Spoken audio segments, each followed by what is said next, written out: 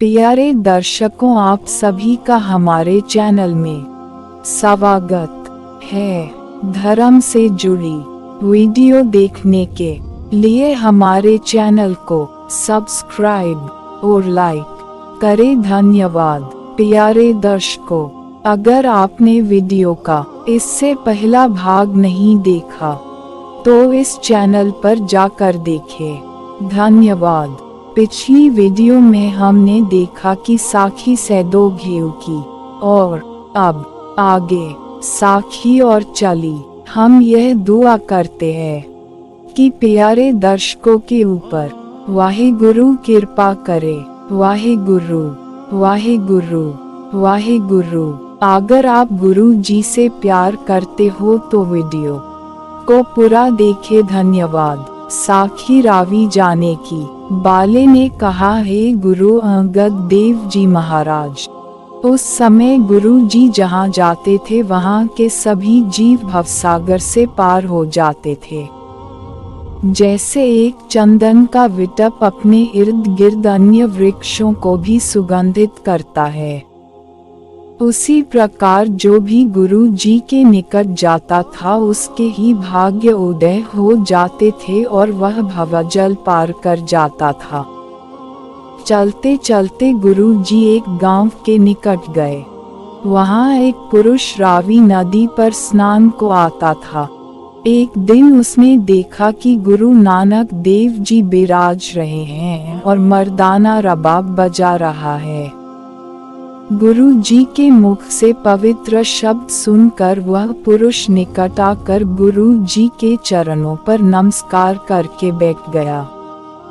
कुछ काल पीछे वह उठकर अपने घर जाकर अपनी पत्नी को कहने लगा, हे प्यारी, आज मैंने 3 संत देखे हैं। यदि तू उनके लिए भोजन तैयार करे तो मैं उनको दे आऊं। मैंने तू प्रण किया है कि उनको खिला कर ही आप भोजन पाऊंगा। उसकी पत्नी ने पति की आज्ञा से बहुत शीघ्र भोजन तैयार किया। फिर यह भोजन लेकर गुरु जी के पास गया तथा भोजन गुरु जी के आगे रख दिया तथा प्रार्थना की, हे महाराज, भोजन पाओ। गुरु जी ने उसका प्रेम देखकर मुझे बाला को कहा, हे बाला, तू इस भोजन में से 4था भाग तो मर्दाने को दे दो और बाकी भोजन सभी में बांट दो। मैंने गुरु जी की आज्ञा का पालन किया तथा भोजन बांट दिया तथा भक्त को परमोच्च उपदेश देकर गुरु जी आगे चले। साखी दोदा क्रोरिया की। एक दिन गुरु जी ने कहा, हे बाला मर्दाना, चलो तुमको रावी नदी की सैर कराएं।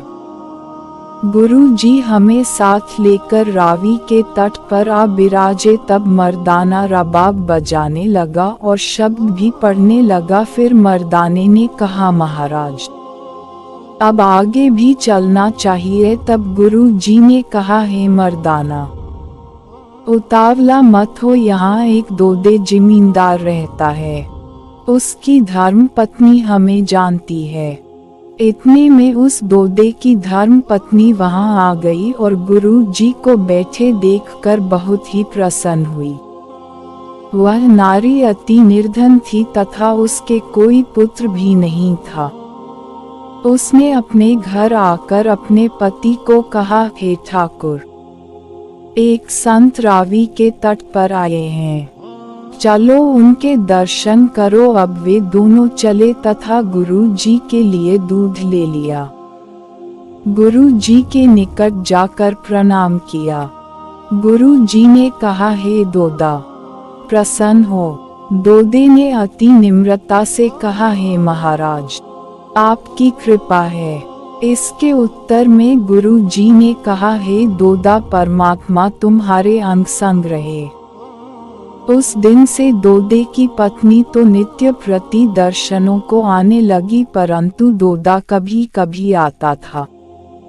एक दिन दोदे की स्वी दूध लेकर गुरु जी के दर्शनों को आई। पीछे जब दोदा अपने घर पत्नी को न पाकर श्री गुरु जी के चरणों में आया। गुरु जी ने कहा, हे दोदा, तू हमें बता तेरे मन में क्या इच्छा है। हमारे स्वामी परमेश्वर के घर में सब कुछ है। हम तुझे उस परमात्मा से जो चाहो दिला सकते हैं, तथा यदि तू दूध पीना चाहे तो यह नदी दूध की वह रही है, जितना पीना चाहो पी सकते हो। तब दोदा नदी का जल पीने लगा और उसे दूध का ही स्वाद आने लगा। अब दोदे को विश्वास हो गया कि गुरु जी सभी कामना पूर्ण कर सकते हैं। उसने गल में पल्ला डालकर गुरु चरणों में प्रार्थना की। गुरु जी ने कहा, हे दोदा, जो कुछ चाहो मांग लो। दोदे ने कहा, है महाराज, दूध और पुत्र मांगता हूँ। गुरु जी ने कहा, हे दोदा, कुछ और भी मांगो। उसने कहा, हे महाराज, मैं दूध और पूत से भरपूर होना चाहता हूँ। गुरु जी ने 3 बार कहा, कुछ और मांगो, परंतु उसने अपार दूध पूत ही मांगा। गुरु जी ने कहा, तथास्तु। अब गुरु जी वहाँ निवास करने लगे। गुरु जी के दर्शनों को अनेक भक्त आते थे। बादशाह की ओर से वहाँ एक थानेदार जिसका नाम क्रोडिया या, उसने सोचा कि यह फकीर कोई भारी जादूगर है। यह सोचकर उसने अपने सिपाही को कहा कि तुम मेरी घोड़ी तैयार करो। उसको वहां से उठा कर आऊंगा, नहीं तो उसे बांध कर हवालात में बंद करूंगा। वह थानेदार इस प्रकार के दृष्ट भाव लेकर घोड़ी पर चढ़ कर आया तो रास्ते में घोड़ी से गिर पड़ा और उसकी टांग टूट गई। अब चारपाई पर पड़ा था। बहुत दिन के पश्चात जब कुछ ठीक हुआ तो एक दिन फिर वह गुरु जी की ओर आया और मार्ग में वही बात फिर मन में आई कि या तो नानक देव को वहां से उठाऊंगा या बांध कर ले जाऊंगा। जब यह भाव मन में आए तो वहीं अंधा हो गया।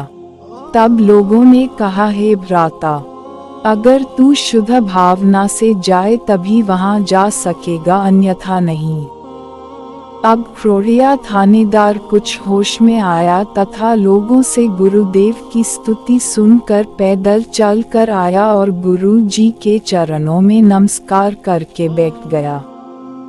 गुरु जी ने कहा, आओ भाई, कैसे आए हो? तब क्रोडिया ने हाथ बांधकर प्रार्थना की कि हे महाराज, जो मैंने भूल की है उसे क्षमा करो, मुझे अहंकार ने अंधा कर दिया था।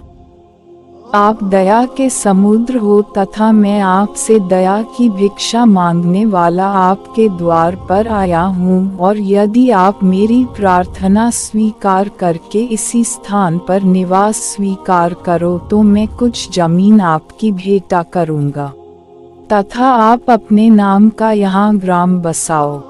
वह मेरी हार्दिक प्रार्थना है। गुरु जी ने कहा, हे सज्जन, यह नवखंड पृथ्वी सारी ही हमारी है, हमने भूमि का टुकड़ा क्या करना है। तब मर्दाने ने कहा, आप श्री चंद तथा लक्ष्मी दास को इसी स्थान पर बुलाकर रखो। तब गुरु जी ने बाले को कहा, अच्छा तुम जाओ तथा दोनों बालकों को यहाँ ले आओ। आज्ञा पाकर बाला मर्दाना गए तथा श्री कालू जी को जाकर नमस्कार किया तथा रावी के किनारे गुरु जी का विश्राम भी बताया तथा कहा कि गुरु जी ने आप लोगों को वहां बुला भेजा है। बस कालू जी ने अति प्रसन्नता से जाने की तैयारी कर कली तथा राय बुलार से छुट्टी लेने सतारा। तब राय बुलार ने कहा, हम नानक देव जी की आज्ञा को कभी टाल नहीं सकते। मैं तो